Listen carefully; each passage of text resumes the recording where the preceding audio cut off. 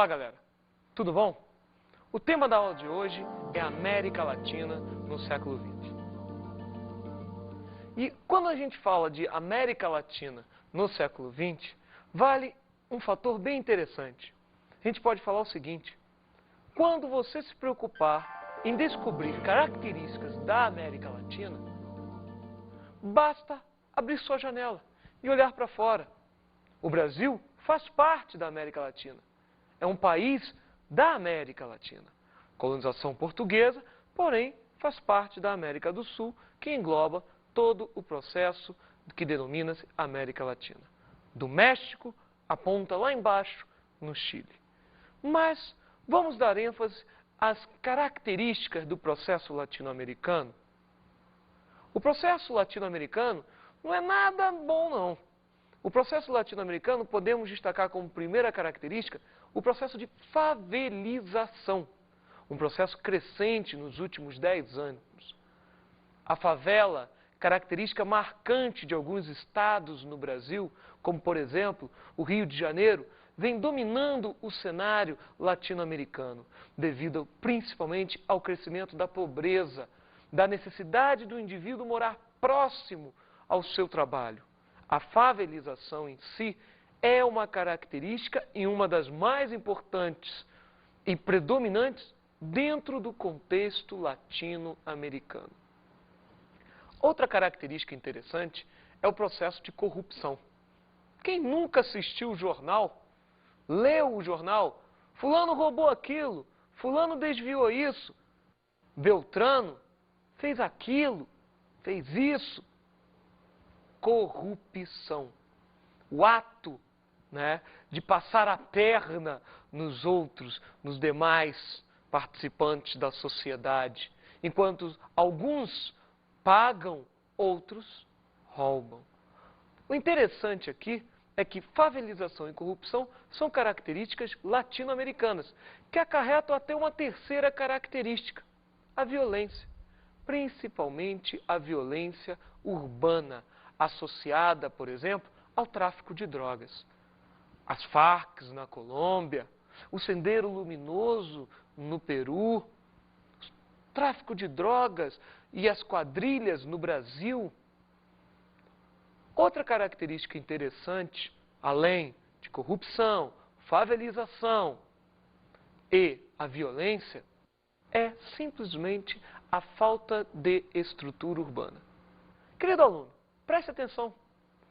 Dê uma olhada ao redor onde você vive e repare que a sua cidade tem falta de estrutura urbana, sim. Falta uma organização no crescimento da mesma, que, de uma forma organizada, veio a crescer o centro. Porém, e a semiperiferia? E principalmente a periferia? Como exemplo, podemos citar a cidade de Brasília, antes projetada para em torno de 500 mil habitantes, hoje tem muito mais, principalmente com o crescimento da periferia, ou seja, do redor de Brasília. E de outras cidades grandes, como São Paulo, Rio de Janeiro, como Quito, como Bogotá, como Buenos Aires. Vale ressaltar, então, uma falta de estrutura urbana associada principalmente à questão educacional. Falta um sistema educacional bom, gratuito, que preste serviço à sociedade. Falta um saneamento básico, falta um sistema de saúde decente. Estamos associando isso tudo à falta de estrutura urbana nas cidades latino-americanas. Outra característica importante no processo da América Latina são os precários meios de comunicação e de transporte. Os meios de comunicação estão associados à questão da mídia, da telefonia, que tem um péssimo serviço como prestadora para nós, pessoas integrantes da sociedade latino-americana. Dentro desse ponto, nós temos a questão também precária dos transportes, onde, se o transporte fosse eficiente, se o transporte prestasse um serviço adequado à sociedade e interligado, trem, ônibus, metrô, ônibus, não existiria chance para que veículos promovessem um processo denominado uma lotação informal. Se você tem a lotação informal, isso significa que o transporte não está sendo eficiente para a sociedade. Entenda bem isso. Precários meios de comunicação e precários meios de transporte. Outra característica também é a questão do endividamento externo. Os países latino-americanos têm como característica comum um elevado endividamento externo. Tire, por exemplo, o caso brasileiro, o caso chileno, o caso argentino, o caso venezuelano, colombiano, que cada vez mais se endividam perante o Fundo Monetário Internacional, vulgo FMI, e se tornam dependentes de sua política. Política hoje de características neoliberais. Vale ressaltar que os países latino-americanos hoje, com exceção da ilha Cuba, que está isolada através de um embargo comercial promovido pelos Estados Unidos da América, vivem praticamente todos uma política neoliberal, caracterizada pela terceirização, a privatização, a questão do Estado mínimo. Vide o exemplo de Brasil. O elevado índice de natalidade e mortalidade é outra característica da América Latina. Vale ressaltar aqui dados recentes do IBGE, no caso, referente ao Brasil, que você, querido aluno, pode ter acesso no site do próprio IBGE. Dados estes que demonstram que de cada 10 meninas, uma entre 14 e 15 anos, estão grávidas hoje. Um índice alarmante. O crescente índice de natalidade é preocupante para a sociedade, não só brasileira, como latino-americana. Dentro da questão da mortalidade, do alto índice de mortalidade, está associado a questão da mortalidade infantil, certo? Retirando um pouco até o caso brasileiro, que durante anos vem contornando esta situação, como também a mortalidade ligada ao tráfico de drogas, a confusões em bailes, em boates, né? Vale relembrar que o próprio IBGE já abordou que o adolescente, o jovem entre 18 e 25 anos, é a maior vítima dessa questão da taxa elevada de mortalidade.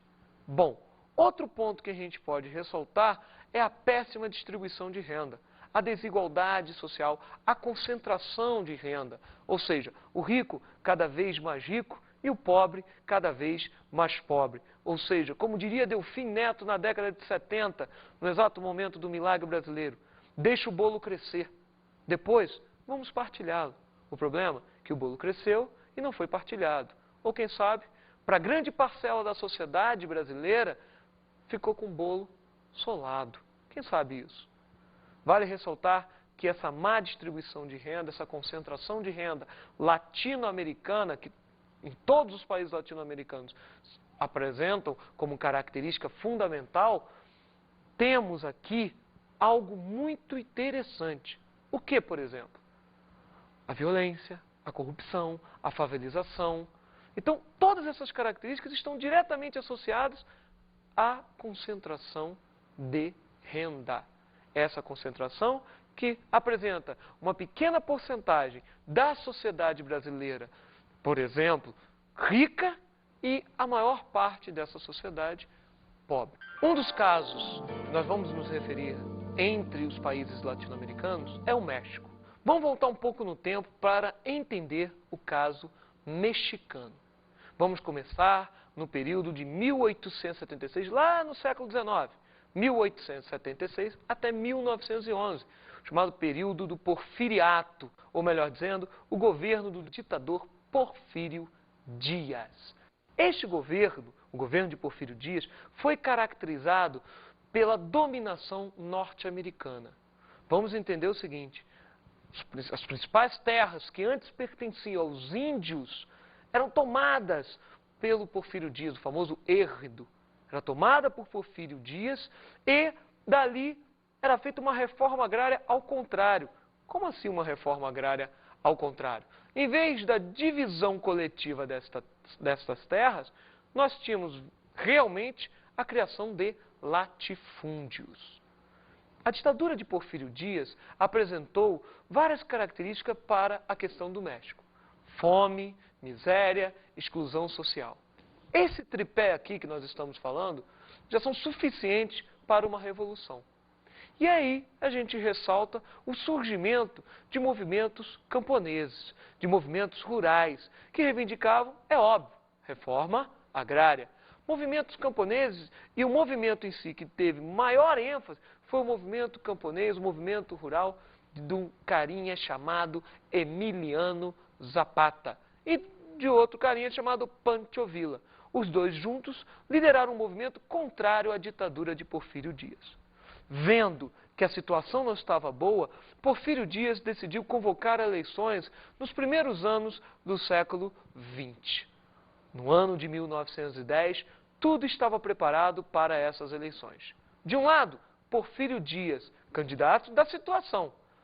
Do outro, o candidato Francisco Madero, candidato da oposição e apoiado por Zapata e Pancho Villa. Vale ressaltar uma coisa aí: Porfírio Dias armou todo um esquema de corrupção, de intriga e corrupção envolvendo o nome de Francisco Madero, onde este teve que fugir do México, indo parar no Texas, e liderando de lá, ajudando, melhor dizendo, Zapata e Pancho Villa no processo da renúncia de Porfírio Dias. Porfírio Dias chegou a ser eleito em 1910 para 1911 naquelas eleições, porém, não aguentando as pressões, ele renunciou. E este momento ficou denominado de Revolução Mexicana. Porfírio Dias sai do poder e quem assume no ano de 1911? Francisco Madero, o opositor nas eleições. Francisco Madero assume com o auxílio de Zapata e Pancho Villa, que tinham um projeto muito interessante, que era promover a reforma agrária no México. Infelizmente, Madero nem teve tempo para promover a tão sonhada reforma agrária, idealizada por Zapata e por Pancho Villa. Francisco Madero, em seu governo, entre os anos de 1911 e 1913, não veio a atender os interesses imperialistas do capital norte-americano. Com isso, surgiu um problema. Qual era o problema? Se Madero não atendia os interesses capitalistas dos Estados Unidos, os Estados Unidos tinham que dar uma solução. No ano de 1913, ocorre um golpe de Estado. O golpe de Estado que vai levar Victoriano Huerta ao poder vai assassinar Francisco Madero. Francisco Madero morto neste golpe de Estado e acontece a ascensão de Victoriano Huerta no poder com o objetivo de simplesmente atender os interesses norte-americanos. Ele realmente atendeu os interesses norte-americanos. Só que, dentro de uma província no interior do México, chamada província de Coahuila, um movimento chamado movimento anti-huertista simplesmente veio a surgir, apoiado pelos mesmos Emiliano Zapata e Pancho Villa. O movimento anti-huertista era liderado por Venustiano Carranza, que vai promover a queda de Victoriano Huerta e a ascensão do mesmo Carranza no poder. Fato interessante este: Carranza tinha apoio, de um lado, dos camponeses, Zapata e Pancho Villa, e do outro lado, da política norte-americana. Espera aí você me pergunta, Victoriano Huerta não tinha o apoio dos Estados Unidos? Como que Carranza também tinha um apoio? Que contradição é essa? Não necessariamente. Victoriano Huerta tinha sim o apoio dos Estados Unidos quando subiu ao poder. Porém, quando ele estava no poder, não veio atender economicamente os interesses do capital norte-americano. Com isso, o que os Estados Unidos fizeram? Uma coisa simples. Começaram a apoiar o movimento para derrubar Victoriano Huerta. E isso aconteceu. Venustiano Carranza sobe ao poder, certo? Assumindo a presidência, retirando o Huerta da mesma. Carranza no poder vai atender os interesses norte-americanos e, com isto, vai promover uma caça aos líderes camponeses, que, infelizmente, nos anos de 1919 e 1923, respectivamente, vão ser mortos. No ano de 19, Emiliano Zapata é prego numa emboscada. E no ano de 1923, Pancho Villa, também numa emboscada, vai ser morto. Os dois grandes líderes camponeses que reivindicavam a reforma agrária mortos, mingua com isso o movimento pró a distribuição de terras. Neste exato momento, o movimento, que já era fraco, mesmo com a participação de Zapata e Pancho Villa, vai desaparecer, retornando com sua força apenas na década de 90, com o Exército Zapatista de Libertação Nacional. Mas o Exército Zapatista de Libertação Nacional é um outro assunto daqui a pouco a ser mencionado. Primeiro, vamos escutar um trecho rapidamente sobre a reforma agrária no México? Vamos dar uma olhada? Durante a reforma agrária mexicana, houve de fato distribuição de terras, mas os camponeses receberam as piores. Ejidos, propriedades outorgadas pelo governo aos camponeses, quase nunca ultrapassaram os 4 hectares, e a falta de assistência terminou criando uma agricultura revolucionária de subsistência. Uma nova classe de burocratas já havia se instalado na cidade do México sobre os escombros da Revolução dos Sem Terras. Newton Carlos, Folha de São Paulo, 12 de setembro de 1982. Perceberam o que o texto está dizendo? A questão da reforma agrária, a má distribuição de terra que ocorreu, isso ocasiona a formação do EZLN, Exército Zapatista. Mas, antes do EZLN, na década de 90, junto com o Exército Zapatista, o México deu a sua entrada, segundo os mexicanos, no mundo desenvolvido, a partir do momento que ele veio entrar no bloco econômico chamado NAFTA, que já tinha Estados Unidos e Canadá. Eram abertas as portas da economia mexicana para o imperialismo norte-americano. Lembre-se dessa frase: pobre do México, tão longe de Deus e tão perto dos Estados Unidos, dito por Lázaro Cardenas na década de 30. Lembre-se dessa frase. Isso resume muito bem a história do México no NAFTA e suas crises econômicas, como no ano de 95, decorrente dessa entrada. Dentro do mesmo ambiente da década de 90, o Exército Zapatista de Libertação Nacional ganha espaço no cenário nacional mexicano, chegando a tomar algumas cidades próximo ao que é a FARC na Colômbia. O EZLN, Exército Zapatista de Libertação Nacional, promoveu, sim, uma reivindicação, uma luta armada pela implantação de ideias socialistas e pela divisão de terra entre todos, ou seja, uma divisão de terra igualitária, uma reforma agrária, com o movimento neozapatista no início do século XXI, reivindicando reforma agrária. Somos um exército de sonhadores, por isso somos invencíveis. Como não ganhar com esta imaginação? Não podemos, ou melhor dizendo, não merecemos perder. Carta do subcomandante Marcos a Eduardo Galeano. Para nosotros, la dignidad insurrecta. Para nosotros, el futuro negado. Para nosotros, nada. Reforma, libertad, justicia y ley. El general en jefe del Ejército Libertador del Sur, Emiliano Zapata, Manifiesto Zapatista en náhuatl.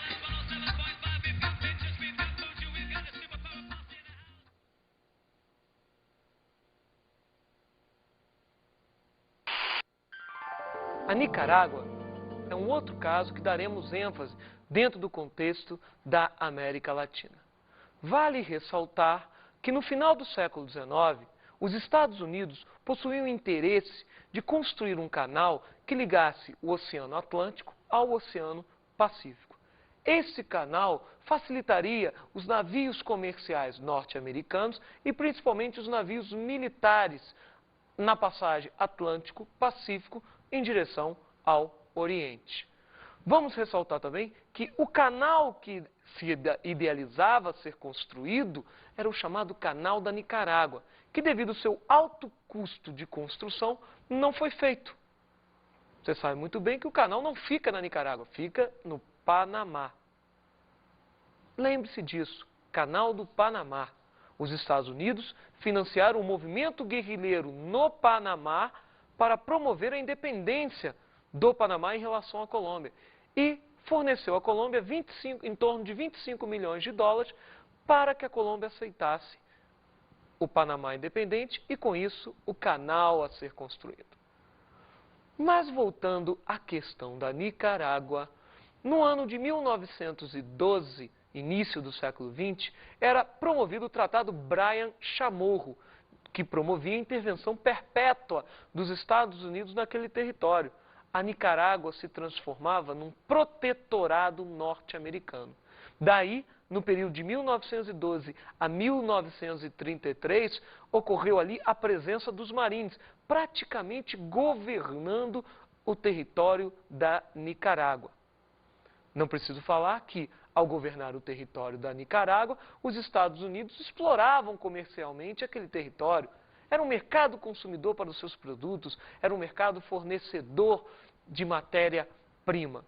Daí, alguns grupos descontentes com o momento, a população em si, a sociedade nicaragüense passando fome, miséria, exclusão social, você já viu esse tripé, causaria uma revolução. Em 1927, ocorreu o surgimento de um movimento revolucionário camponês liderado por Augusto César Sandino, que durou até o ano de 1934.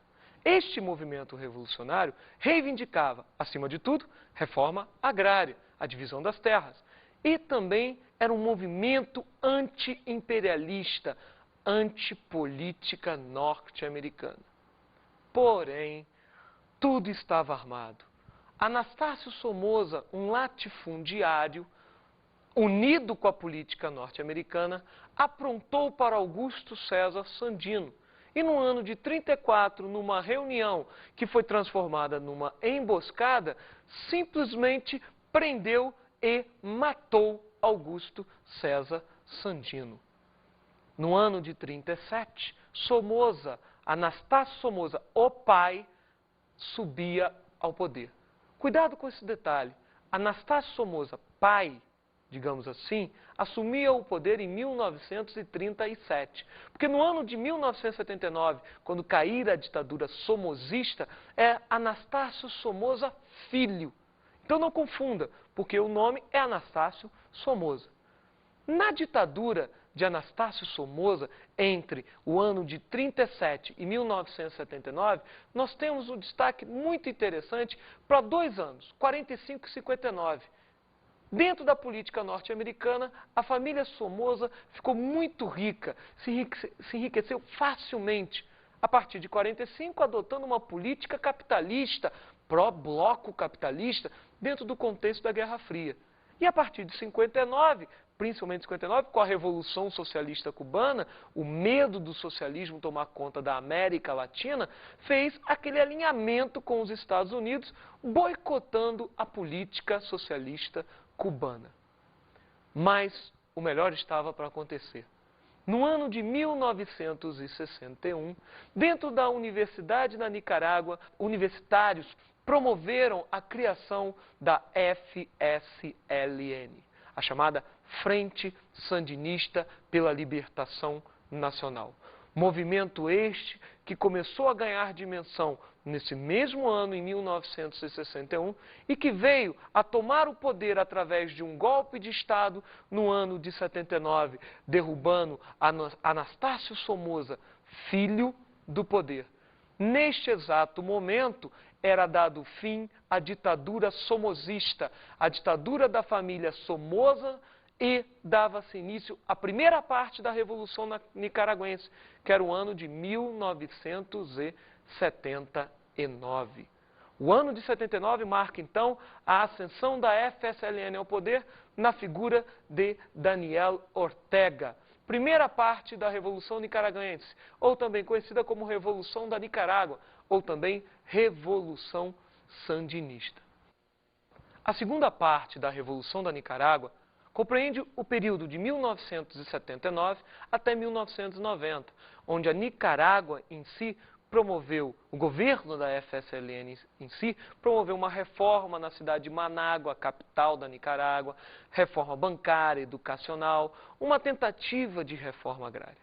Mas você deve estar perguntando aí, os Estados Unidos não fizeram nada?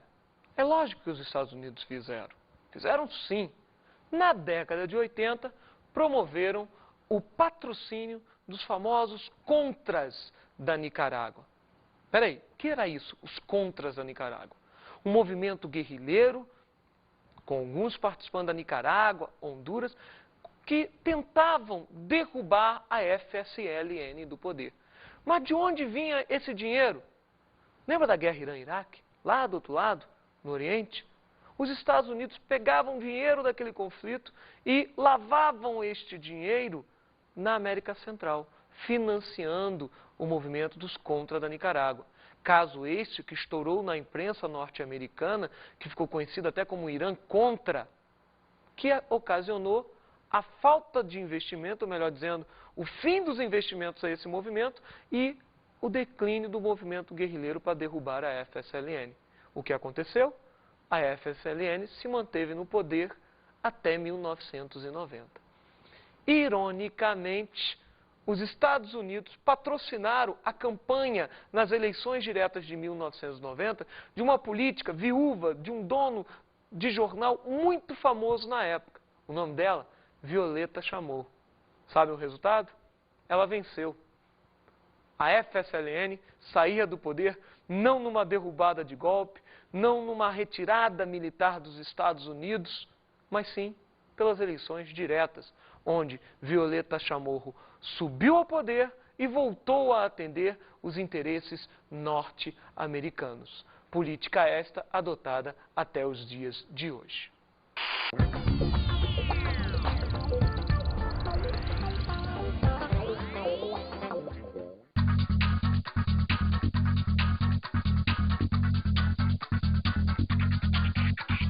Querido aluno, a dica de estudo hoje é bem simples.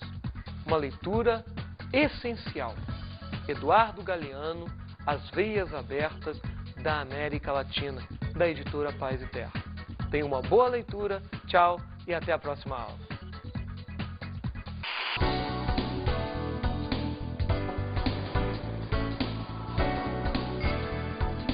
Na aula de hoje estudamos a América Latina, vimos as suas características.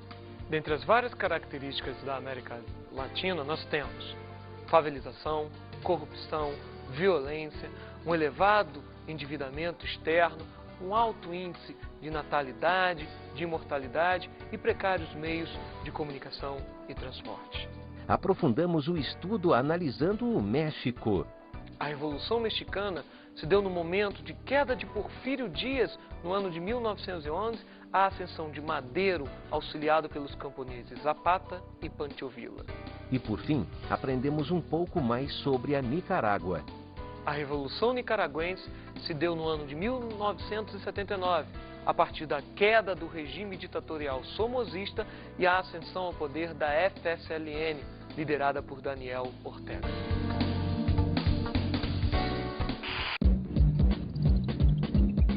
Até a próxima aula.